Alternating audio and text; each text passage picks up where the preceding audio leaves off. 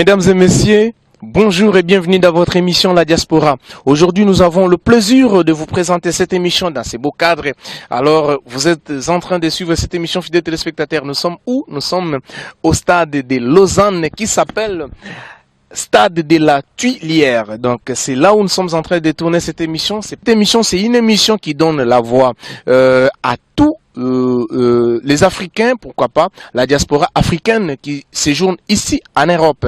Raison pour laquelle nous sommes là. Ils vont devoir nous donner leur point de vue, pourquoi pas aussi parler de ces tournois, et on va se retrouver tout à l'heure pour la suite de cette émission, parce que nous allons nous rendre où se trouvent les organisateurs de ces tournois Mambo. Ils sont là, bien sûr, on va parler avec eux, et à tout à l'heure. Et je vais commencer d'abord avec Franck. Bonjour Franck. Bonjour William. Comment tu vas? Très très bien, et toi-même? Ouais, ça va, en forme. Donc merci d'avoir fait le déplacement aujourd'hui à Lausanne, oui, et au complexe sportif de la Tuilière. Nous sommes très heureux avec Alain de vous recevoir aujourd'hui. Merci bien. Alors, je prends aussi Alain. Bonjour Alain. Oui, bonjour William. Comment, en forme? Ouais, très en forme. On est déjà en train de préparer le tournoi qui aura lieu dans une semaine. Vous pouvez bien imaginer que c'est l'atmosphère, c'est la pression qui monte. Ouais, ça se voit déjà. Voilà, comme a dit Franck, merci d'avoir pris le temps pour nous ce dimanche. C'est pas toujours évident de trouver le temps le week-end. Merci d'être là et on espère pouvoir répondre aux questions des auditeurs. Merci. D'accord, merci. Nous commençons d'abord avec Franck. Franck, vous pouvez quand même vous présenter en une minute pour que les gens sachent qu'est-ce que vous faites effectivement dans l'association. Je sais pas, c'est l'ONG, c'est quoi en fait, mais néanmoins vous devez quand même dire ce que vous faites, quelle est votre fonction. Tout à fait William. Donc on a une association qui s'appelle l'association Mambo, et le but de l'association c'est d'organiser une fois par année, en général c'est le premier week-end du mois de juillet, le tournoi international Mambo. Le tournoi international Mambo, on va revenir un peu plus tard sur ce que c'est exactement. Ouais, mais je vais quand même que vous puissiez d'abord dire ce que vous faites dans l'association. Qui êtes-vous? Vous avez quelle fonction? Tout à fait. Donc moi je suis Franck Tiambo, je suis responsable de la stratégie et des partenariats au niveau de l'association. Stratégie, on a un plan sur 7 ans où on veut amener ce tournoi, qu'il devienne le tournoi communautaire le plus grand de Suisse. Donc au niveau de la stratégie, on doit réfléchir sur les partenariats qu'on doit mettre en place pour permettre d'atteindre cette vision. Ok, je crois que tout est clair. Alors, dites-moi, et surtout aussi tous les téléspectateurs qui sont en train de te regarder en ce net moment, est-ce que Mambo, vous avez dit c'est une association, c'est une ONG ou bien c'est quoi en fait? Oui, Mambo c'est une association à but non lucratif qui est basée dans la ville de Renan, donc c'est une ville qui est très proche de Lausanne en Suisse. D'accord, ok.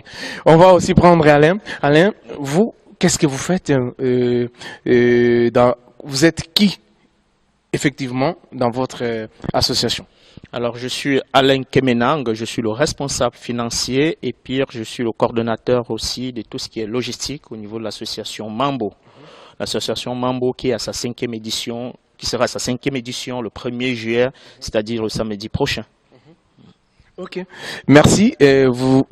Vous êtes du côté l'administration et tout. Bon, alors je vais directement du côté administratif. Vous avez dit ça fait 5 ans que vous êtes entré. Aujourd'hui c'est la 5e année. La 5e année aura lieu le 1er juillet, samedi prochain le 1er juillet. Ok. Dites-nous alors, première édition, deuxième, troisième et puis aujourd'hui la 5e. Par rapport à toutes les éditions qui sont passées, quelles sont les difficultés que vous avez pu rencontrer, surtout pour la première édition? Alors la première édition, les difficultés qu'on a rencontrées, c'était d'abord le regroupement des équipes. Il fallait faire part de ce que c'est que le projet Mambo et faire venir les équipes. Ça, c'était la première édition, une des difficultés qu'on a rencontrées. Au fil du temps, les équipes nous ont fait confiance. Elles se sont associées à notre projet. On a aussi les partenaires de la ville de Lausanne et la ville de Renan aussi qui ont pris du temps pour nous faire confiance et au final, ils ont une certaine confiance en nous aujourd'hui. L'organisation se passe toujours au fil des années avec une certaine évolution en termes de logistique, en termes comment dirais-je, en termes de partenariat. Il faut trouver des entrepreneurs qui vont soutenir le projet, que ce soit financièrement ou bien que ce soit au niveau de rassembler du monde. Ça, c'est quelque chose qui est important pour nous. Donc, pour répondre plus précisément à ta question, la première année, c'était très difficile de regrouper les équipes. La deuxième année, on a eu une deuxième année avec une année Covid, où on a dû organiser un tournoi en 3 semaines. Là, on a été soutenu par la ville de Lausanne, la ville de Renan, parce que c'était pas évident d'organiser. Les équipes, il y en avait moins, parce qu'on n'a pas eu le temps de leur parler du projet. C'était la deuxième année. Et la troisième année, la difficulté se jouait au niveau, la troisième et la quatrième année, au niveau de l'affluence. Le monde, on avait des équipes, mais on n'a pas eu le monde qu'on espérait. Voilà. Mais quand vous dites que vous avez pu convaincre certaines équipes à se joindre à vous, qu'est-ce que vous avez fait pour que ces équipes puissent vous faire confiance? L'aspiration de cette confiance vient d'où? Et qu'est-ce que vous avez fait tant qu'administrateur? Alors, le professionnalisme. Nous avons mis les petits plans dans les grands. Vous avez vu, vous aussi, le complexe sur lequel on est. Il fallait convaincre les équipes, il fallait être sérieux dans le travail, c'est-à-dire respecter, par exemple, les horaires des matchs, respecter l'organisation du match, qu'est-ce qui a été prévu, qu'est-ce qui sera fait et qu'est-ce qui a été fait. Après, respecter le cadre de tout un chacun et le fair play aussi, qui était quelque chose de très rigoureux de notre côté. Il fallait que les équipes soient fair play. Pour la petite histoire, nous avons pu aujourd'hui déjà éliminer certaines équipes que nous avons estimées. Et par rapport à ce qui a été mis en place, nous avons éliminé certaines équipes. On a estimé qu'ils ne rentraient pas dans notre stratégie, dans notre cadre, dans notre philosophie du tournoi Mambo. Alors, pour que les équipes entrent dans votre philosophie, dans les cadres du tournoi Mambo, vous faites comment? Alors, nous avons des règles qui sont posées. Ces règles sont posées. Lesquelles? Par exemple, le fair play sur le terrain. Attention, il faut bien respecter l'arbitre. Ça, c'est un exemple. Il faut respecter le vestiaire. Le cadre qu'on vous met là, il est propre. Nous devons le retrouver propre à la fin de la journée. Il faut surtout pas ramener de la boisson et de la nourriture sur le site parce que vous avez tout à votre disposition. Il faut respecter les horaires d'arrivée, le début du tournoi, le début des matchs, il faut les respecter. Ça c'est toute une liste qui est une stratégie qui est mise en place par mon collègue Franck pour que les équipes rentrent dans un cadre où à la fin de la journée on dit ok, on a réussi notre tournoi. Ok, merci. Je vais encore prendre Franck. Franck, aujourd'hui, le tournoi Mambo est à sa 5e édition. Bon, en feuilletant, j'ai vu que le tournoi Mambo, c'est le but de ce tournoi, c'est promouvoir le football africain. Et donc, nous sommes arrivés avec des collègues en Suisse, ça fait une bonne vingtaine d'années. On a tous joué au football sur le continent africain. Et lorsqu'on est arrivé ici en Suisse, on a été très surpris d'une chose, la diversité. Donc, rien que dans la ville de Lausanne, on a plus de 120 nationalités différentes. Et on a vu que dans la ville de Lausanne, en fait, ils ont déjà une culture communautaire. Vous allez voir des communautés espagnoles, des communautés portugaises, des communautés mexicaines et vous avez bien évidemment la communauté africaine. Donc c'était très très important pour nous aussi de mieux s'intégrer dans ce cadre-là. Et on s'est rendu compte qu'il manquait quelque chose, il manquait un événement de référence qui pouvait dire, ok, oui, la communauté africaine apporte aussi sa pierre à l'édifice, à la Suisse.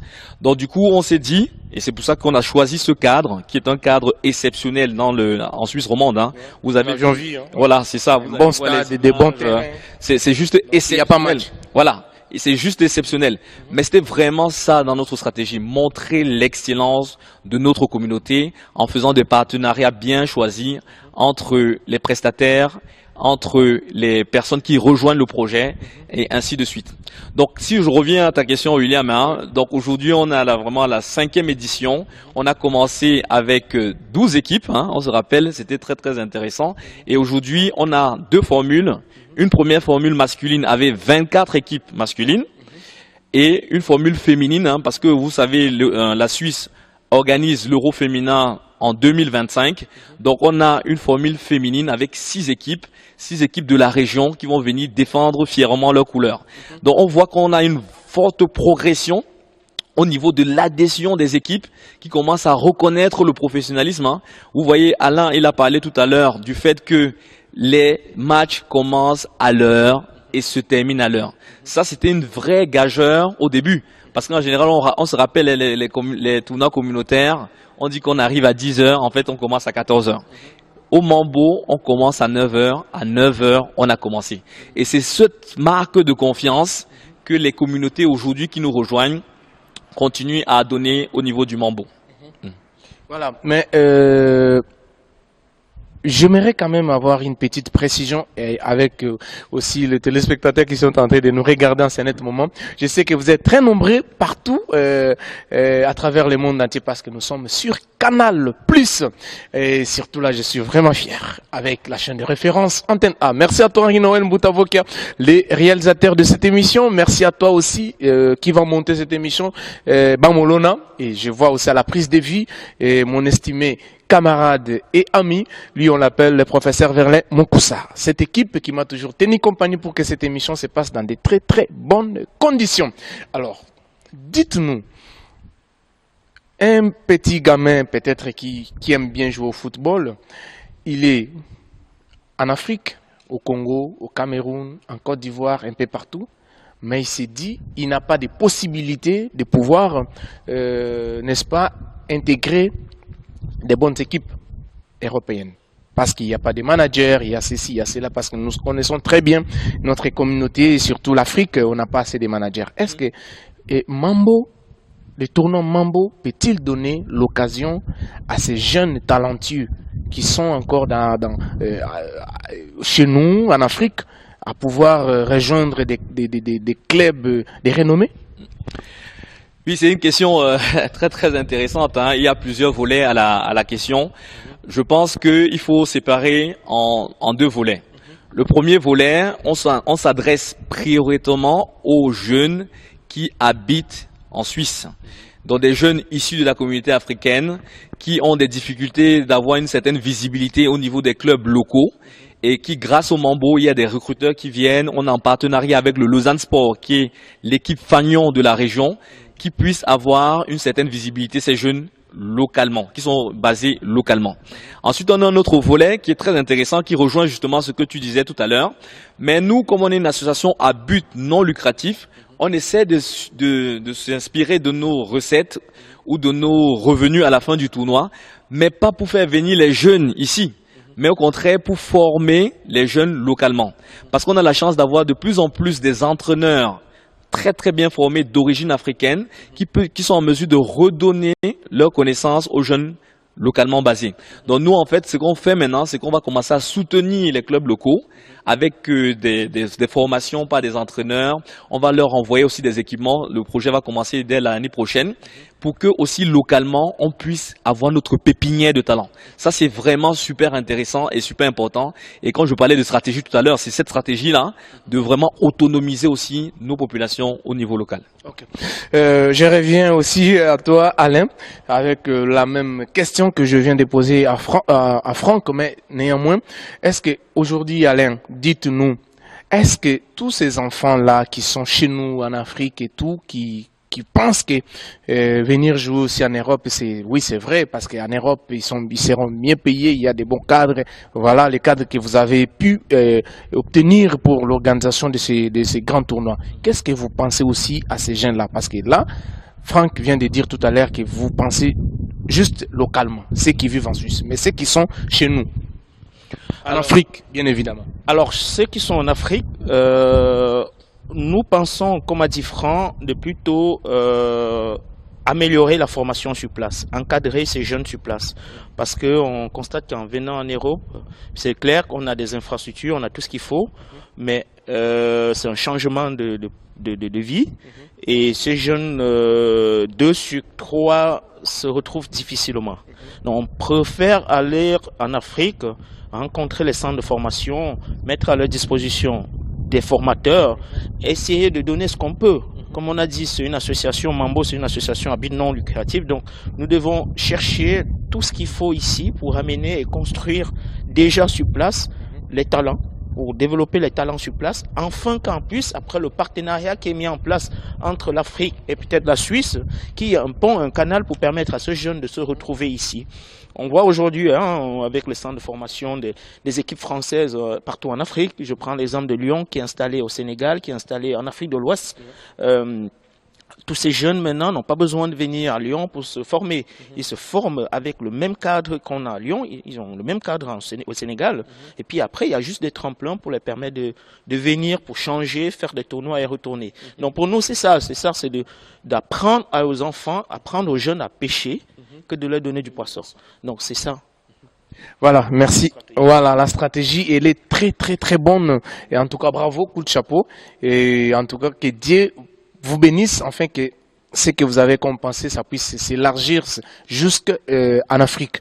Mais une autre question, est-ce qu'aujourd'hui, avec toute cette pépinière que nous avons en Afrique et tout, qui viennent, et surtout, est-ce que tous les Africains qui jouent, bon, nous ne sommes pas contre, mais qui changent de nationalité au profit des pays européens, est-ce que vous pouvez dire que c'est ce qui fait que notre football, là je parle étant comme technicien, et surtout que vous êtes en train d'organiser purement les tournois de football. Donc là, c'est vraiment une question que tout le monde aussi sont en train de se poser. Est-ce que c'est ça qui fait que le football africain, on n'arrive pas à atteindre vraiment les hauts sommets, comme on l'a dit, peut-être, et pourquoi pas arracher une Coupe du Monde à l'avenir?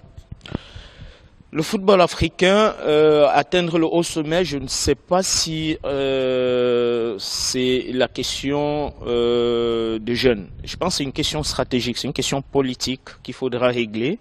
Comment est-ce qu'on peut garder nos talents sur place, les apprendre à bien évoluer avant de les envoyer dans d'autres continents. On peut les garder, mais qu'est-ce qu'on met en place? C'est la stratégie qu'il faudra mettre en place, qu'il faudra revoir. En tout cas, c'est la stratégie qu'il faudra revoir. Nous, le Mambo, notre concept, comme disait Franck tout à l'heure, c'est que les jeunes africains qui sont déjà dans la région, qui ont du talent, et qui ne sont pas assez accompagnés, que nous on puisse créer un canal de communication et d'accompagnement pour les permettre de se retrouver dans des équipes où ils doivent d'abord se faire plaisir et puis après on s'occupera de l'Afrique. Pour que l'Afrique puisse atteindre le haut sommet, il faut revoir la stratégie. Il faut revoir, on voit au Sénégal aujourd'hui, le Sénégal a tout gagné cette année. En 2022-2023, ils ont tout gagné, toutes les compétitions des jeunes. Jusqu'au sommaire des compétitions des grandes équipes, ils ont gagné. Ça veut dire qu'ils ont élaboré une stratégie peut-être sur 10 ans, qu'ils ont mis en place. Ça commence par la formation. Et ça, on encourage tous les États à bien rebâtir, emboîter le pas et rebâtir la formation. C'est la base. C'est la base. Si on va arriver au sommet, il faut déjà travailler la base. D'accord. Merci beaucoup. Merci beaucoup Alain pour toutes ces réponses. C'est vraiment très génial. Je crois que vous êtes bien satisfait par rapport à ce que mes invités sont en train de répondre comme réponse. Alors, maintenant, je me tourne où se trouvent les chargés de stratégie, Monsieur Franck. Monsieur Franck, j'ai pu feuilleter, lire que Mambo est en collaboration avec des clubs européens. Alors, comment ça se passe cette collaboration? Est-ce que vous, tant que chargé de stratégie et tout, est-ce que ça a été facile à pouvoir arracher la main de tous ces clubs? Parce que ce sont des clubs renommés. Oui, effectivement, on est en partenariat avec plusieurs clubs européens. On est en partenariat avec un club qui est le Lausanne Sport, qui est le club de la région de Lausanne. Et il nous a suivis. Le Lausanne Sport nous a vraiment encadré depuis le début de cette aventure. Donc l'idée avec le Lausanne Sport, c'est déjà de bénéficier de la qualité des infrastructures. Vous pouvez voir qu'on a un complexe ultra moderne. Et ensuite, également au niveau du Lausanne Sport, ils ont des encadreurs, ils ont des détecteurs qui vont permettre justement au Mambo d'atteindre ses objectifs finaux tels qu'on les a énoncés tout à l'heure avec Alain. Donc le partenariat pour l'instant, il est vraiment avec un seul club, mais on voit au fil des années que d'autres clubs des régions un peu plus éloignées, de Berne, de Bâle, de Zurich, ont commencé à aimer le concept Mambo. Mais du coup, là, on a parlé de tout, et nous serons focalisés sur cette 5e édition. Qu'est-ce que vous pouvez dire à tous ces footballeurs et footballeuses qui vont venir pour le tournoi Mambo 5e édition? Et quels sont les préparatifs? Vous préparez ça comment? Oui, c'est une bonne question qu'il faudrait peut-être pas poser à Alain, hein, parce que c'est vraiment le maître d'œuvre de la journée. Mais qu'à cela ne tienne, il y a de très très bonnes surprises, une fois de plus, cette année au Mambo. Première surprise, on a intégré le mini-tournoi féminin. Le mini-tournoi féminin qui vient s'ajouter à la série d'innovations qu'apporte chaque année le Mambo. On a intégré plus de technologie aussi parce que maintenant, depuis l'application du Mambo, vous pouvez suivre en temps réel les différentes émissions, les différents matchs. Pareil aussi, pour les gens qui nous suivent justement depuis l'Afrique, vous pouvez un peu analyser le niveau de la compétition parce qu'on va mettre aussi à disposition des caméras qui sont connectées en ligne et qui vont permettre de diffuser les demi-finales et les finales. Donc voilà, aujourd'hui on est vraiment dans les starting blocks. On a les équipes qui sont prêtes. On a le tirage au sort du Mambo qui se fera sur notre page Facebook. Donc commencez déjà à vous y intéresser. Et vous pouvez donner directement aussi la page Facebook, hein, c'est mieux. Hein. Voilà, la page Facebook, elle est toute simple. Hein, c'est le Tournoi International Mambo. Vous tapez sur Facebook et vous allez... Tournoi International Mambo. Tout à fait, tout à fait. Sur Facebook. Et peut-être un dernier message avant que je repasse la parole à Alain, qui est vraiment le spécialiste de la journée. C'est vraiment, on appelle un message fort à tous nos internationaux sportifs, d'origine africaine qui évolue en Suisse. On a vraiment besoin de vous retrouver au tournoi Mambo. C'est une grande fête familiale. On est en famille. Venez rejoindre cette famille et venez nous donner aussi la force pour qu'on puisse encore améliorer l'impact du Mambo pour nos différentes communautés. D'accord. Mais une question qui m'est venue tout à l'heure là, parce que vous avez dit que le but majeur de ces tournois Mambo, c'est juste promouvoir les jeunes africains qui sont ici, qui vivent ici en Suisse, précisément, bon, je peux dire en Suisse, pas précisément à Lausanne, mais est-ce que vous avez quand même certains de ces jeunes, ou soit de ces joueurs à qui vous avez déjà, que le club dont vous êtes en collaboration, comme le club de Lausanne, a pu déjà recruter? À ce stade, pas encore. On a encore depuis que vous avez commencé. Voilà, depuis le départ, on n'a pas encore réussi à faire en sorte que les joueurs soient détectés par le club local. En revanche, hein, il n'y a pas que le Lausanne Sport qui peut détecter les joueurs, parce qu'on a la chance d'avoir des entraîneurs d'autres équipes, des entraîneurs d'origine africaine qui viennent regarder les matchs. Hein. Donc ça veut dire que tous les joueurs peuvent venir et on ne sait jamais. Hein, un autre entraîneur peut vous détecter. Donc pour l'instant, il n'y a pas encore de joueurs ayant participé au Mambo qui a été recruté par le Lausanne Sport. Mais voilà, on reste confiant, on verra bien comment ça va se passer les prochaines années. Ça ira mieux. Voilà. Alain, veuillez quand même nous dire pour cette année, la 5e édition, quels sont les préparatifs et surtout à tous les téléspectateurs qui viendront y participer ici au tournoi Mambo, qu'est-ce que vous avez prévu pour que ces gens se sentent à l'aise et surtout ceux qui seront sur la scène? Alors, cette année, on a quelque chose, on a des choses qui se mettent en place gentiment. Je commence par l'organisation qui a revu sa feuille ce matin avec les bénévoles, ceux qui seront présents ce jour, qui vont donner un coup de main. Nous avons fait un meeting ce matin où on a parcouru le trajet, tout ce qu'il doit faire, tout ce qui devrait être fait. Et ce jour déjà, pour la première des choses, c'est l'arrivée des équipes qui est prévue à 7h, entre 7h et 8h, parce que le tournoi il commence lui-même à 9h. Nous avons, au-delà des équipes, 20 équipes qui sont déjà inscrites, 20 équipes masculines et 4 équipes féminines. Nous aurons aussi des stands de repas, des stands alimentaires, où nous aurons des mets latinos, des mets des pays de l'Amérique de l'Est, l'Amérique de l'Est. Nous aurons des mets africains, nous aurons des mets européens. Donc on aura un stand. Après on a du nouveauté, c'est le stand des enfants. On a créé un stand de la garderie. Vous qui pouvez ramener, vous qui nous suivez et que vous pouvez ramener vos familles, vos enfants, ils seront gardés dans un stand où on aura des jeux comme des châteaux gonflables où les enfants peuvent s'amuser. On aura du baby foot, on aura un terrain de foot gonflable. On a pas mal d'activités dans ce pôle-là qui sera bien coordonné cette année par une spécialiste du métier de l'animation des enfants. Après, on a au niveau des finales, dans l'après-midi, on aura des équipes qui auront des prix par rapport à leur comportement sur le terrain, par rapport à la façon de se comporter hors du terrain aussi, ça c'est quelque chose qui sera noté. Donc pour cette année, on a l'international Landry Nguemo, un ancien international des Lions indomptables du Cameroun, qui sera là, il sera présent, ce sera sa 3e édition, qui vient toujours nous soutenir. On aura d'autres internationaux qu'on attend leur confirmation, notamment Thomas Nkono, un gardien légendaire qui est connu dans le monde. On aura aussi des internationaux dont on attend aussi leur confirmation, tels que Joël Palais, et puis Gianca Bianca, ça c'est des internationaux qu'on attend leur confirmation. Mais celui qui est confirmé aujourd'hui à 100% qui sera là, c'est Landry Nguemo, que la ville de Lausanne et puis les téléspectateurs le connaissent déjà très bien parce qu'il a sa 3e édition. Donc pour revenir à l'organisation de la journée, ça sera football, alimentation, jeux d'enfants, garderie des enfants. Donc voilà les 3 volets sur lesquels on a travaillé et que les choses sont en train de se mettre en place tout gentiment. Voilà. Comme je vous avais dit, à ma droite, j'ai Alain qui est là, lui il s'occupe de l'administration, et à ma gauche, j'ai Franck, lui il est là comme communicateur, et puis c'est lui qui s'occupe aussi de la stratégie de ces grands tournois Mambo. Et une chose que j'aimerais souligner, fidèles téléspectateurs, les tournois Mambo n'est pas seulement purement panafricaine, mais c'est un tournoi qui regorge à son sein les Africains et d'autres communautés.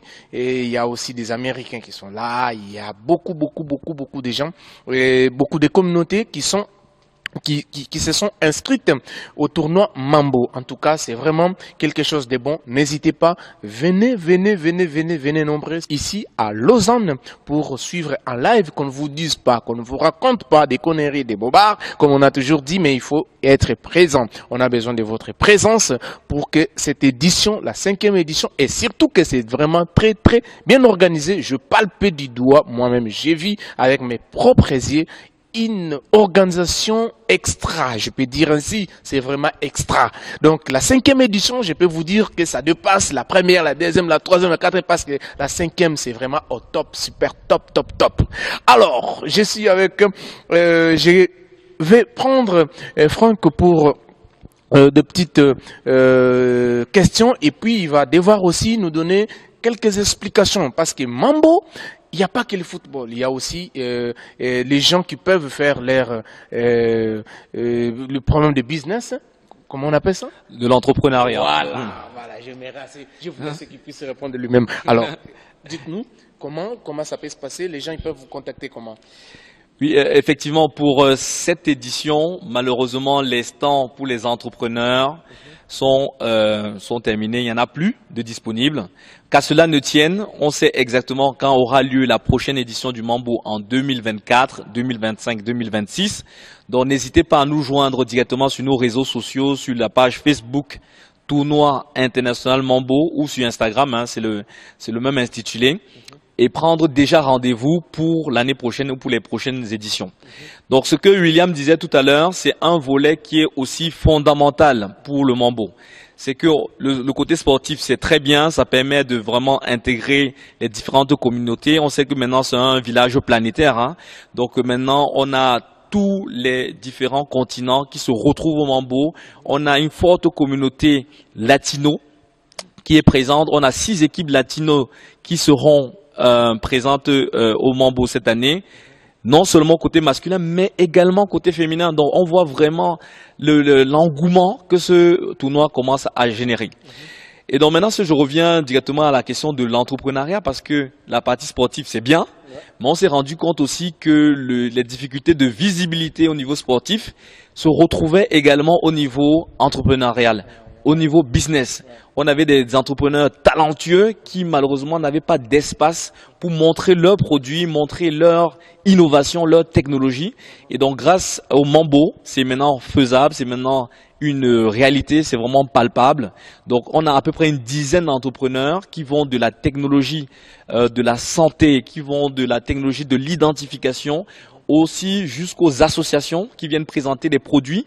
Par exemple, cette année, on aura de l'ananas qui vient du Togo. Voilà, de très très bons ananas qui arrivent là et qui vont... Je serai le premier à les goûter. Voilà, tout à fait, tout à fait. Donc, c'est aussi ça, il faut vraiment émuler la communauté, montrer les bonnes initiatives. On a une association de médecins africains en Suisse où il y a plus d'une centaine de membres. Et ils auront un stand. Donc, venez découvrir l'excellence. Et voilà, on vous y invite vraiment tous, quoi. Voilà. Ouais. Merci beaucoup, Franck, pour tous ces détails. Et Alain, en tout cas, dites-nous. J'ai palpé du doigt, j'ai vu l'organisation. En tout cas, il n'y a pas match. Et vous dites que vous êtes une association à but non lucratif. Donc ça se comprend. D'où est venu les fonds? Vous êtes subventionné comment pour pouvoir organiser tout ceci? Tout ce que je vis, franchement, dites-nous. Alors, mon cher ami William, ça c'est une question très pertinente. D'ailleurs, si vous vous rappelez à l'entrée des émissions, on a dit qu'on avait aussi pas mal de difficultés qu'on rencontrait dans l'organisation. La difficulté centrale, c'est toujours le regroupement des fonds. Aujourd'hui, on tourne avec les fonds des inscriptions. Les inscriptions des équipes, je parle des inscriptions des équipes, ça nous permet de louer cet espace, de s'accaparer de certains matériaux qu'on a besoin pour l'organisation. Donc on peut dire aujourd'hui que le 95% des fonds, ça vient des équipes, ce sont les inscriptions des équipes.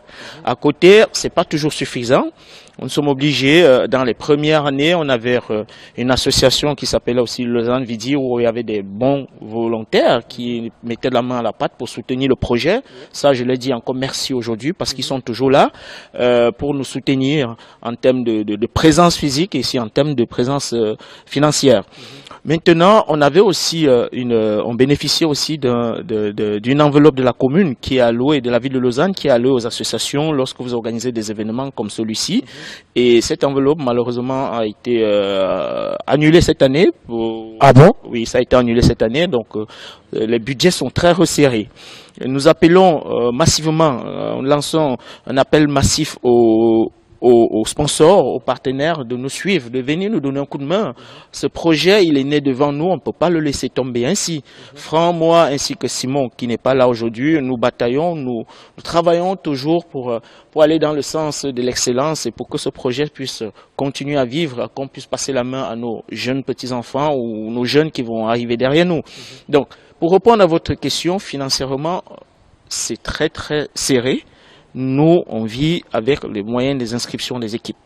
On a quelques sponsors aussi à ce niveau qui arrivent. Aussi cette année, c'était limité. Ils n'ont pas joué le jeu, on a compris, parce qu'ils ont joué le jeu sur 1 an, 2 ans, on a compris. Mais voilà, un petit peu, si les équipes ne s'inscrivent pas, ça c'est compliqué de présenter le projet jusqu'au bout, d'aller jusqu'au bout de nos idées. Mais si les équipes s'inscrivent, on arrive encore à travailler, ainsi que les stands alimentaires, ainsi que des entrepreneurs qui veulent de la visibilité, qui viennent pour s'inscrire, et ça nous permet de pouvoir organiser un tournoi comme celui-ci. Voilà, merci fidèles téléspectateurs. Et puis nous allons prendre le dernier mot de Franck par rapport à cette émission et surtout à tous les téléspectateurs qui vont suivre cette émission sur la chaîne de référence Antenne A et sur Canal Plus. Qu'est-ce que vous avez comme mot à l'air dire, le mot de la fin pour aujourd'hui, parce que nous sommes arrivés à la fin de notre émission. Le mot de la fin au nom du comité Mambo, c'est vraiment la force communautaire. Ensemble, on est beaucoup plus fort. Donc, il faut vraiment rejoindre le projet, découvrir le Mambo. Et comme ça, les prochaines éditions, vous pourrez aussi apporter votre pierre à l'édifice. La force communautaire, c'est vraiment le message que je j'aimerais vous laisser aujourd'hui avec Alain aussi qui nous a représenté. Voilà. Merci beaucoup, Alain. Le dernier message pour tous les téléspectateurs qui viendront pour y participer à ces tournois Mambo au Congo, à Kinshasa, à Brazzaville, un peu partout, au Nigeria, pourquoi pas en Égypte, en Algérie. Ils vont suivre cette émission et ils te regardent. Un message. Voilà, merci William. Alors, le message, c'est celui-là que Franck vient de dire. Il y a des grandes surprises pour vous. Au niveau entrepreneurial, vous allez avoir des entreprises avec des dirigeants qui sont africains, qui ont de très bonnes idées pour permettre à l'Afrique de pouvoir décoller. Nous avons des stands alimentaires, vous avez tout ce qu'il faut, des boissons. Nous avons aussi des nouveautés, le stand alimentaire du Brésil, qui viendra avec tous ces repas brésiliens et tous ces menus, toutes ces boissons brésiliennes. Nous avons des stands aussi angolais peut-être, et puis des stands espagnols qui seront là. On vous demande de venir. Il n'y a pas de stand congolais? Il y aura des stands congolais s'ils avaient choisi. Ouais, je plaisante. Venez tous, on vous attend, vous ne serez pas dessus. Nous avons aussi un pôle alimentaire, un pôle d'activité des enfants. Si vous avez des enfants, ramenez-les, ils seront pris en charge. Il y a pas mal de jeux qui les concernent, ils seront pris en charge. Et l'entrée pour venir au tournoi Mambo, il est gratuit. Il n'y a pas un 5 francs à payer à l'entrée pour venir participer à une journée comme ça. C'est gratuit. C'est gratuit. Cette porte, toutes les portes seront ouvertes. Toutes les portes sont ouvertes. On a juste besoin du monde. On a besoin de l'affluence parce que vous allez découvrir pas mal de choses. Au-delà du football, comme disait Franck, il y a pas mal de choses qui se grappillent autour et que vous pouvez être surpris ce jour en bien. Donc voilà, merci. D'accord, merci. Vous étiez très nombreux, fidèles téléspectateurs, pour suivre cette émission La Diaspora, présentée par votre humble serviteur William Tshisekedi. Merci à la grande équipe. Merci à toi, Alain, d'être venu. Merci infiniment aussi à toi, Franck, surtout pour ces grands travaux, ces grandes batailles que vous êtes en train de vous battre, bien sûr, pour que ces tournois puissent se passer dans de très bonnes conditions. Et moi, votre humble serviteur William Tshisekedi, je crois que nous serons là avec cette équipe pour vous couvrir l'intégralité de ces tournois. Et je crois que vous ne serez pas déçus et vous allez aussi vivre ça comme si vous étiez avec nous ici en Suisse. Merci à toi, la Nefertiti congolaise. On l'appelle Rosine Ibata, la maman des Juniors, et Rosita qui est en train aussi de suivre cette émission sur Canal+. Merci à vous tous. Moi, je vais vous retrouver au prochain numéro et surtout restez branchés sur la chaîne de référence Antenne A et Canal+. Bye bye, ciao ciao et à très bientôt. Le centre sportif de la Tuilière à Lausanne est heureux d'accueillir la 5e édition du tournoi international Mambo. Vibrera au rythme du plus grand tournoi communautaire de Suisse célébrant la diversité des diasporas d'Asie, d'Europe, d'Amérique latine et d'Afrique. Au programme, un championnat de 24 équipes locales et internationales, des animations familiales, des stands d'exposition avec plus de 10 entrepreneurs, des cours d'initiation de danse et en avant-première de l'Euro féminin, les femmes sont à l'honneur avec un mini-tournoi de football féminin. Un festival open air et une restauration internationale avec plus de 2000 personnes attendues. Des partenaires historiques, Ville de Lausanne, Ville de Renan et de Lausanne Sport qui retrouve la Super League. Plus d'informations, sponsoring et inscriptions sur 0041 79 439 18 74.